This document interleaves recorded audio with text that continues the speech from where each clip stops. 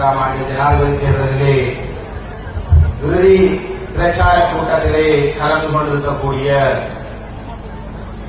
எங்களுடைய பொது வேட்பாளர் திரு அரியநேந்திரன் ஐயா அவர்களே, இந்த நிகழ்வுக்கு தலைமை தாங்கிக் கொண்டிருக்கின்ற முன்னாள் பாராளுமன்ற உறுப்பினர் திரு சுரேஷ் பிரேமச்சந்திரன் அவர்களே, இந்த நிகழ்விலே கலந்து கொண்டிருக்கக்கூடிய பாராளுமன்ற உறுப்பினர் திரு சித்தார்த்தன் அவர்களே, இந்த நிகழ்விலே கூடியிருக்கக்கூடிய ஏனைய முன்னாள் பாராளுமன்ற உறுப்பினர்கள், மாகாண சபை உறுப்பினர்கள், பிரதேச சபையினுடைய தவிசாளர்கள், உறுப்பினர்கள், எங்களுடைய இந்த கூட்டத்திலே கலந்து கொண்டிருக்கக்கூடிய எங்களுடைய உறவுகள், உங்கள் எல்லோருக்கும் என்னுடைய இந்நேர வணக்கங்களை தெரிவித்துக் கொண்டு இந்த 2024ஆம் ஆண்டு சங்கி சின்னத்திலே போட்டியிடக்கூடிய எங்களுடைய வேட்பாளர் திரு அரியநேந்திரன் ஐயா அவர்களுடைய பிரச்சார கூட்டத்திலே என்னுடைய சிற்றுரையை ஆரம்பிக்கலாம் என்று நான் நினைக்கின்றேன்.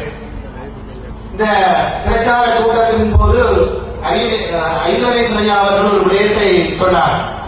நேற்றைய தினம் இந்த மண்ணிலே சஜித் பிரேமதாசாவுக்கு ஆதரவளிக்கின்ற பொதுமக்களை உங்களுடைய கைகளை உயர்த்துங்கள் என்று கேள்வி கேட்கப்பட்டதாக. அதை யாரும் கையை உயர்த்தவில்லை. அதை கேட்டவர் ஒரு தவறை இழந்துவிட்டார். சிங்களத்தாரை கேட்டிருந்தவர். ஏனால் வந்தவர்கள் தமிழர்களிலேயே தென்னிலங்கையில் இருந்து கொண்டு வந்து இறக்கிவிடப்பட்ட சிங்களவர்களிடம் தமிழிலே கேட்டால் விரும்பாதவர்கள் அதற்கு பதிலளிப்பார்கள். அவர்களுக்கு நீங்கள் சிங்களத்திலே கேட்டிருக்க இன்று இந்த மண்ணிலே கூடியிருக்கின்ற 1000க்கும் மேற்பட்ட பல்லாயிரக்கணக்கான எங்களுடைய உணர்வாளர்கள் தமிழ் என்ற அடையாளத்தில், தமிழ் என்ற உணர்வில் இன்று கூடியிருக்கிறார்கள். இந்த வெள்ளப்போகாத வேட்பாளருக்காக, ஜனாதிபதி ஆளுநர் வேட்பாளருக்காக இன்று ஆயிரக்கணக்கில் நீங்கள் கூடியிருக்கிறீர்கள் என்றால் அம்மாவிலிருந்து மட்டத்திலிருந்து எங்களுடைய மாவட்டங்கள் தோறும் நடைபெறுகிற அத்தனை பிரச்சார கூட்டங்கள் நிரம்பி வருகிறது என்றால் அதற்கு பின்னாலே இருக்கக்கூடிய ஒற்றை சொல், ஒற்றை மந்திரம் தமிழ். அந்த தமிழ் என்ற உணர்விலே, அந்த தமிழ் என்ற உணர்விலே இந்த பல்லாயிரக்கணக்கானவர்கள் இருந்து கொண்டிருக்கிறீர்கள். நாங்கள் இந்த தேர்தலிலே அரியநேந்திரன் ஐயா அவர்கள் ஜனாதிபதியாக வரமாட்டார் என்று தெரிந்திருந்தால் எங்களுடைய அரசியல் அபிலாஷனை வென்றெடுப்பதற்காக நாங்கள் அரியநேந்திரன் ஐயா அவர்களை களமிறங்குகிறோம். அதிலே நாங்கள் முதலாவது வெற்றியை பதிவு செய்தோம். வழக்கம் கிழக்கும் தமிழ் மக்களை என்றுமே பிரிக்க முடியாது என்கிற செய்தியை எங்களுடைய மக்களின் மைந்தன் அரியநேந்திரன் அவர்களை களமிறங்கினார்கள். முதலாவது செய்தியை நாங்கள் உலகத்திற்கு சொன்னோம். அது எங்களுடைய முதலாவது வெற்றி. 7 கட்சிகளும் 80க்கும் மேற்பட்ட பொது அமைப்புகளும் ஒன்றிணைந்து இந்த பொது வேட்பாளரை களமிறங்கியிருந்தோம். 2009 வரை எங்களுடைய தமிழகம் ஒற்றை தலைவன் மேற்கு நேரத்திலே பிரபாகரனை கட்டினார். அதற்கு பிறகு எங்களுடைய இனம் சிதறடிக்கப்பட்ட எங்களுடைய இனம் மீண்டும் ஒன்று இருக்கிறது என்றால் இந்த சங்க சின்னத்துக்கு பின்னாலே இந்த தமிழ் தேசிய பொது கட்டமைப்பு என்கின்ற ஜனாதிபதி வேட்பாளர்களுடைய அரியநேந்திரன் அவருடைய அந்த திரட்சிக்கு பின்னாலே எங்களுடைய ஒற்றை அந்த தலைவருக்கு பின்னாலே இந்த தமிழினம் ஒன்று கூடியிருக்கிறது. அது எங்களுடைய அடுத்த வெற்றி.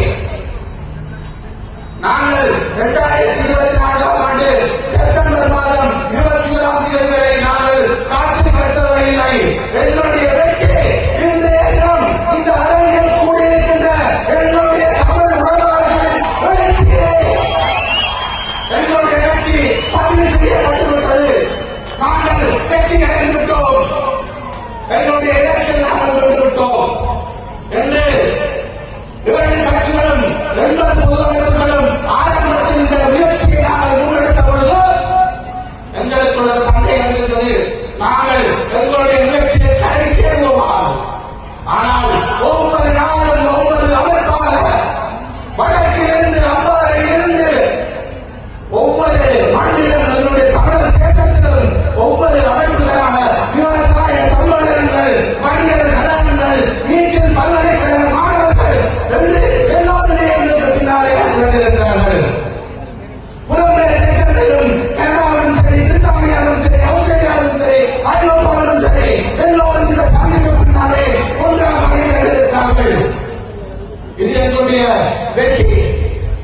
எங்களுடைய தமிழகம் சரியான பாதையிலே எங்களுடைய போராட்டம் மௌனிக்கப்பட்ட 15 ஆண்டுகளுக்கு பின்னர் எங்களுடைய தமிழகம் சரியான பாதையிலே திரும்பியிருக்கிறது.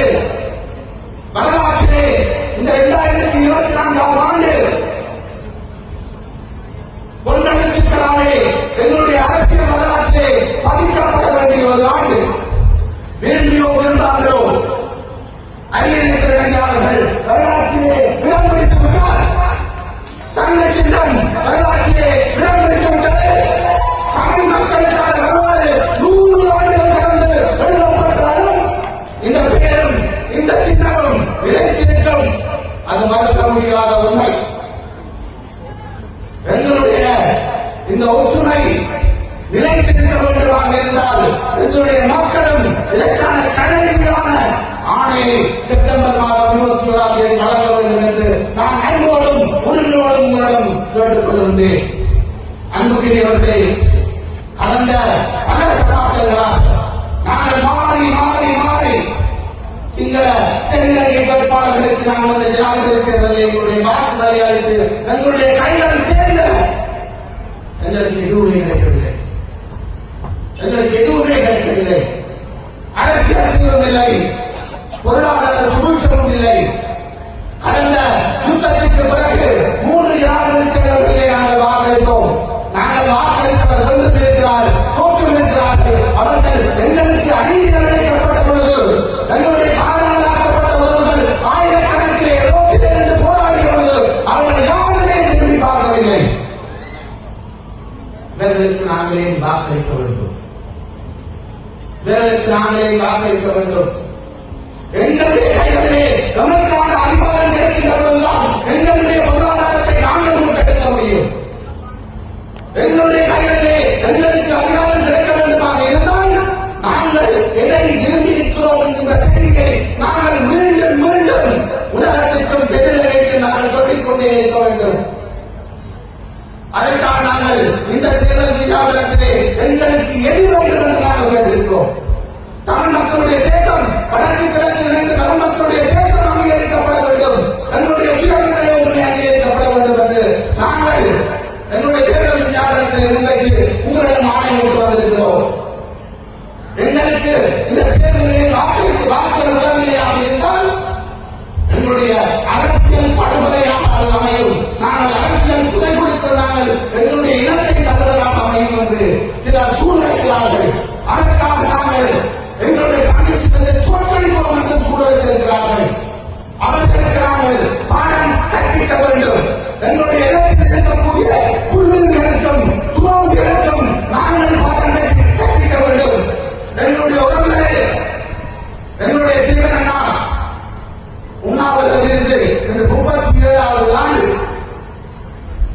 நாங்கள் பிள்ளை கொடுக்கக்கூடிய நாள், அவருடைய 7வது நாள், அவர் உண்ணாவிரதம் ஆரம்பிக்கும் 7வது நாள். எதற்காக தீவிரன் நமக்காக உண்ணாவிரதம் இருந்தாரோ, எதற்காக நமக்காக தன்னை தற்கொலை செய்தாரோ, அதை நாங்கள் ஒவ்வொருவரும் செப்டம்பர் மாதம் 27ஆம் தேதி எங்களுடைய மனதிலே இருந்து நாங்கள் வாக்குச்சீட்டை கொடுக்கின்ற பொழுது எங்களுக்கு பின்னாலே தீவிரனாகவும் வில்லனாகவும் பார்த்துக் கொண்டிருக்கிறார்கள் என்ற நினைப்போடு நாங்கள் வாக்குச்சீட்டை பெற வேண்டும். அந்த நினைப்போடு நாங்கள் ஒவ்வொருவரும் சங்கத்திற்கு வாக்களிக்க வேண்டும். அதை நாங்கள் ஒவ்வொருவரும் சத்தியமாக சபலமாக எடுத்துக் கொள்ள வேண்டும். என்னுடைய அன்புக்குரியவர்களே, செப்டம்பர் மாதம் 21ஆம் தேதி நாங்கள் சங்கை ஊதி தமிழ் மக்களுடைய வீரச்சங்கை இந்த உலகத்திற்கு நாங்கள் பரிசாக்க வேண்டும். செப்டம்பர் 21க்கு பிறகும் சாதிக்கவே இருக்கிறது. எங்களுடைய இனத்தை கண்காணிப்பதற்காக இங்கு சில முன்னுரிமைகள் எங்களுடைய இனத்தை விட்டு பிழைக்க வந்திருக்கிறார்கள். எங்களுடைய அரசியலை படுகொலையில் தள்ளுவதற்காக சில முன்னுரிமைகள் இங்கே அனுப்பப்பட்டிருக்கிறார்கள். அவர்களுக்கு நாங்கள் சமூக வேண்டும். அவர்களுடைய அரசியல் அஸ்தமனத்துக்காக நாங்கள் சமூக வேண்டும். அந்த சங்கு செப்டம்பர் 22 ஒழிக்கும். இந்த மண்ணிலே நிச்சயமாக ஒழிக்கும். அந்த சங்கை நீங்கள் எடுத்து